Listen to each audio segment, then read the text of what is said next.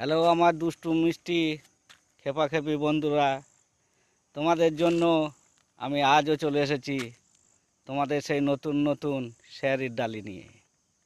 তাই আজকে আমি আমাদের এই কেনেলে এসছি। এই কেনেল থেকে আমরা ধানে জল দিই। আর ধান আমাদের পেকে গেছে, আর কিছুদিনের মধ্যে সব কাটবে চাষিরা। তাই বলছি, এই সব যদি তোমাদের ভালো লাগে তাহলে কমেন্ট শেয়ার করবে।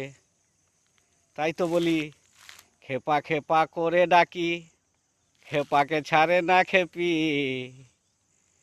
কই রে, কই রে, একদিন আমার বয়স হবে, পাকবে মাথার চুল।